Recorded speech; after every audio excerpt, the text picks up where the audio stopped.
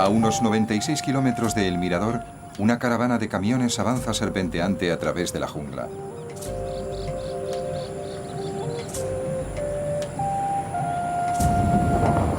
Va de camino hacia una ciudad mucho más pequeña, San Bartolo. San Bartolo nunca ha sido más que un puesto avanzado.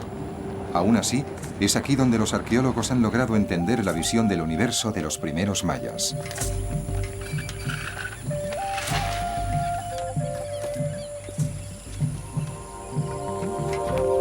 Este era un complejo de élite, donde vivían los nobles de la zona y desde donde controlaban todos los tejimanejes. El encargado de este lugar es el arqueólogo Bill Saturno, también financiado por National Geographic. Fue él quien encontró las extraordinarias ruinas de San Bartolo, tras una expedición agotadora a través de la jungla. Bill no tardaría en descubrir que no había sido el primero en llegar a la zona. Cuando llegamos a San Bartolo, vimos claramente que los profanadores de tumbas habían pasado en la zona largas temporadas. De los 100 túmulos que hay en ella, aproximadamente, todos habían sido perforados al menos en una ocasión.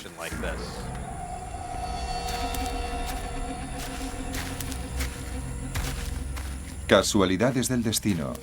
Fue precisamente una de estas zanjas la que llevó a Bill a realizar su gran descubrimiento.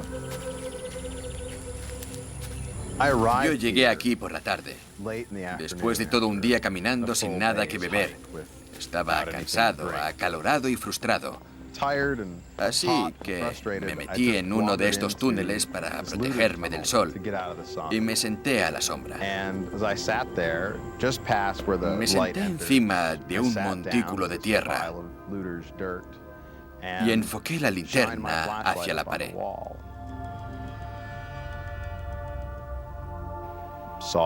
Fue entonces cuando vi algo increíble. Un mural.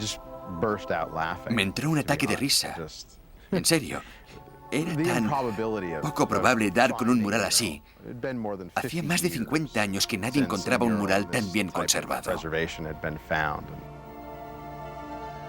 Es uno de los dos murales mayas más importantes jamás encontrados. Es con diferencia el más lejano en el tiempo y aún así, sus trazos son sorprendentemente delicados. Los trazos fluyen y se funden suavemente. Los colores son vibrantes y la gente atractiva. Sus rasgos parecen atractivos.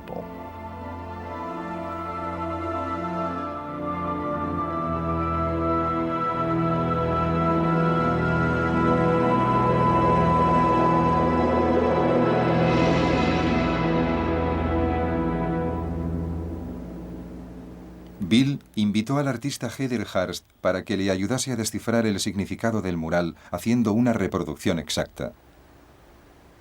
Esta joven acababa de pasarse 2 años y medio pintando el otro gran mural maya encontrado en Bonampak en 1946. No podía creerme lo que había encontrado. No era solo un mural, sino un mural anterior a todos los encontrados hasta la fecha y que nada tenía que ver con ellos.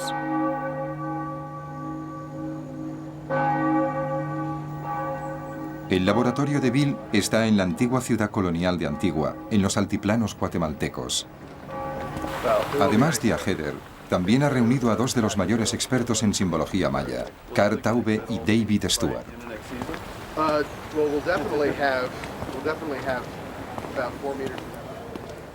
Algo que me quedó clarísimo cuando Bill salió de la jungla con sus primeras fotos del mural fue que nos encontrábamos ante uno de los hallazgos más importantes, sino el más importante de los últimos 20 o 30 años en el campo de los estudios maya.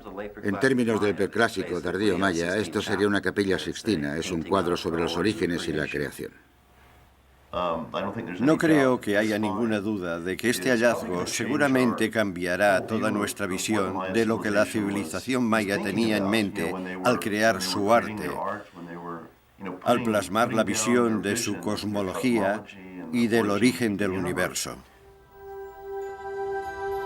Se trata de una escena del gran mito maya de la creación, registrado 1500 años después en la historia épica conocida como Popol Vuh. Este es el principio. No había todavía un hombre, ni un animal, ni prados, ni bosques. Solo estaba el mar en calma y el cielo en toda su extensión, en reposo. Solo el Dios de amado corazón del cielo. Y en el agua, una serpiente emplumada.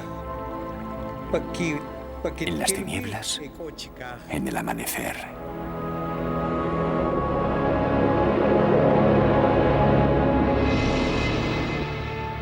Este mito cuenta la historia del dios del maíz. La deidad central del cosmos maya, responsable del maíz del que depende toda la vida.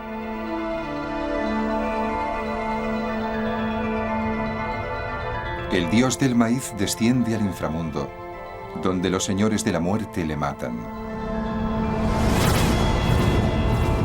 Después colocan su cabeza sobre un árbol. Años más tarde, sus hijos, los héroes gemelos, vuelven a vengarle y derrotan a los señores de la muerte. Resucitado por arte de magia, el dios del maíz regresa a la superficie de la tierra. Mientras él asciende, amanece el primer día del nuevo mundo.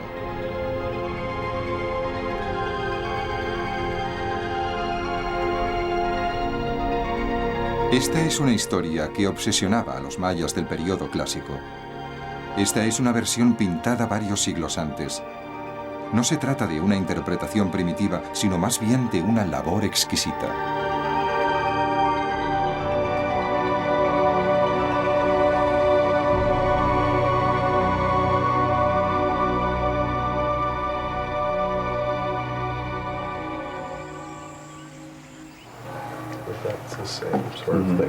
En los altiplanos guatemaltecos, la perseverancia empieza a recoger sus frutos. Están estudiando un detalle inesperado del mural de San Bartolo. La escritura.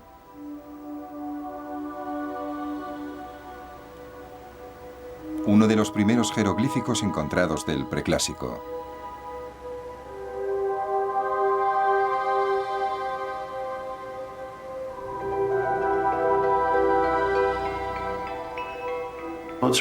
Sería muy difícil exagerar la importancia de estos jeroglíficos. Nunca habíamos encontrado pinturas murales con jeroglíficos como estos. Son auténticas filigranas. Podemos decir que aquí hay caligrafía y que aquí hay arte. Es la primera vez que nos encontramos con algo así. Si David Stuart lograse leer estos textos, los mayas del preclásico podrían recuperar su voz. David, posiblemente el mejor epigrafista de su generación, sabe qué maravillas pueden descubrirse al descifrar una escritura desconocida. Pero también sabe que se puede tardar décadas, incluso siglos, en encontrar sentido a unos símbolos encriptados. Y es que la escritura maya es una historia épica que comenzó en México en 1549.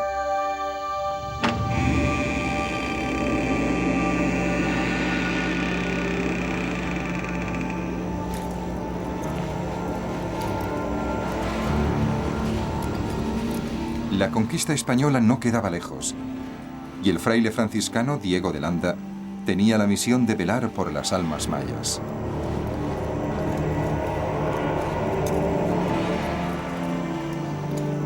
Landa luchó durante años por convertir a los mayas al cristianismo y alejarles de lo que para él eran prácticas satánicas, como la adoración de ídolos y los sacrificios humanos. Hay que entender los sacrificios humanos de los mayas dentro de su propio marco cultural. Para ellos, la sangre era necesaria para la continuidad de los ciclos agrícolas. Lo que para nosotros no es más que un atroz y sangriento sacrificio, para los mayas era una necesidad. La llegada del cristianismo no debilitó la devoción maya por los sacrificios humanos, más bien la reforzó.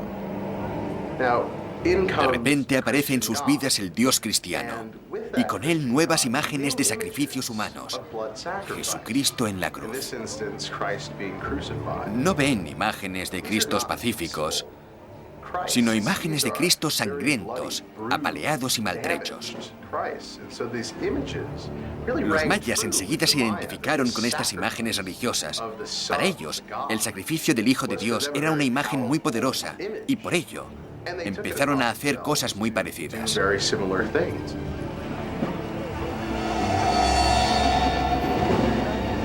Horrorizado, Landa se enteró de que los rituales mayas habían cogido terribles derroteros.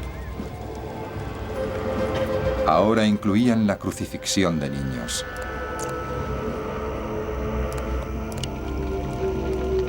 ¿Cierto o no? Utilizó esta información para justificar su cruzada contra la religión maya en cualquiera de sus formas.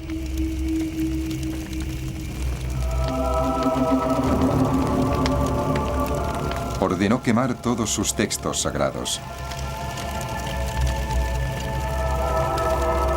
Humilló a los acusados con la destrucción de sus iconos religiosos.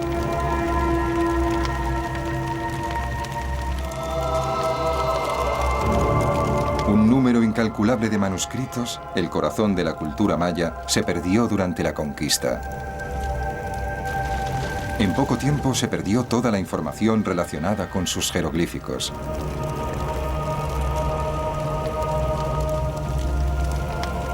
Pero el mismo hombre que ordenó la destrucción de los textos mayas, Diego de Landa, nos proporcionaría con el tiempo la clave para su descodificación.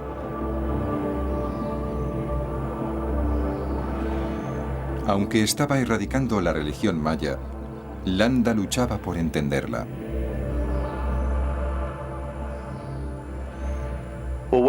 Bueno, lo que él hacía, como muchos de sus contemporáneos, era escribir un manual para que otros frailes pudieran conocer la religión nativa y saber cómo acabar con ella. Un día, Landa le pidió a un escriba que pusiese por escrito el alfabeto maya, su alfabeto de jeroglíficos. Tenía un ayudante maya, un escriba que se llamaba Gaspar Antonio Chi. Un día Landa le preguntó, muy bien, ¿cómo escribís la letra A? ¿O cómo escribís la letra B? Es decir, ¿cuáles son las ranuras o glifos correspondientes a los valores fonéticos de estas letras? Años más tarde, cuando la gente intentó utilizar el alfabeto de Landa, no le encontró ningún sentido. Landa fue ridiculizado y su alfabeto quedó sepultado en el olvido durante casi 400 años.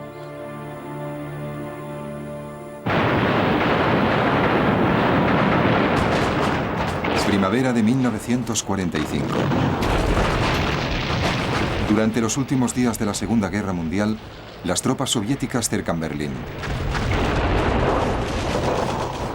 Muchos de sus edificios están en llamas. Un joven soldado ruso, Yuri Konorosov, entra corriendo en la Biblioteca Nacional y sale con un volumen de textos mayas.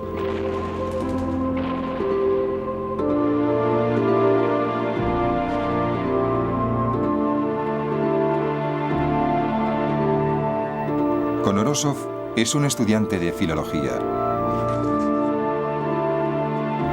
De regreso a Rusia, se sumerge en los escritos mayas que había rescatado de las llamas.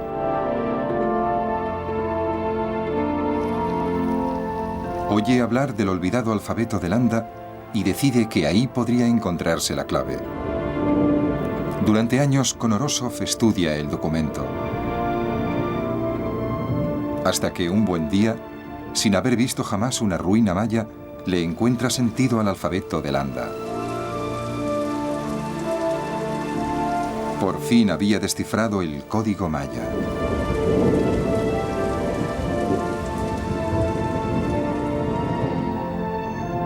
Con el tiempo, las ciudades del período clásico se convirtieron en libros abiertos.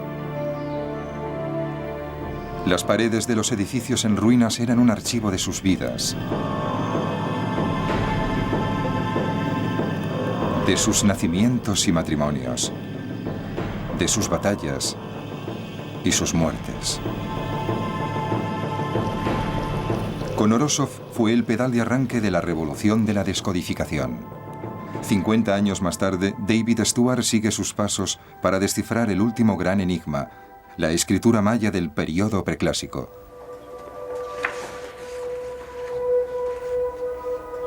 Los intrincados glifos del mural desafían su desciframiento. Realmente no os puedo decir qué es lo que esto quiere decir. Hay elementos que no he visto jamás. Estos glifos son diferentes. Hay algo en ellos que no me cuadra. Puede que sigan un sistema distinto previo a la estandarización posterior. Lo que parecía una derrota termina siendo una revelación.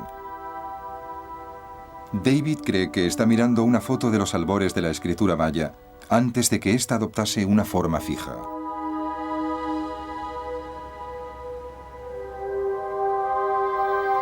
Por ahora, su significado continúa siendo un misterio, con una importante excepción. Lo más emocionante sobre este texto en particular es el último glifo. Así es como el escriba de San Bartolo lo escribió. Este glifo es fácil de identificar en ejemplos posteriores. Representa el término ajau, que quiere decir señor, noble o rey. Es una de las primeras crónicas escritas de un rey maya del preclásico, pero la imagen de uno de ellos ha sido encontrada. Ha sido la última revelación del mural de San Bartolo.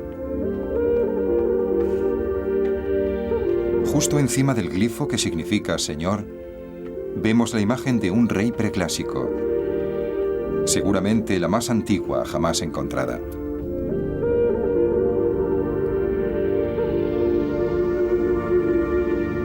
Parece una escena del momento de su coronación. Está sentado en una especie de trono elevado y tiene el cuerpo cubierto con pintura roja y blanca.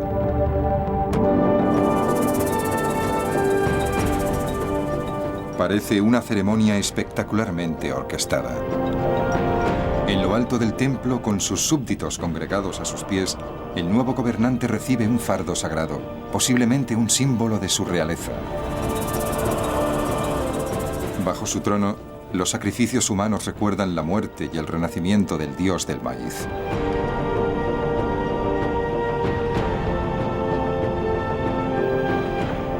Es una imagen sin parangón en majestuosidad y poder. Quizás fueron estos aires de grandeza los que le llevaron a la perdición.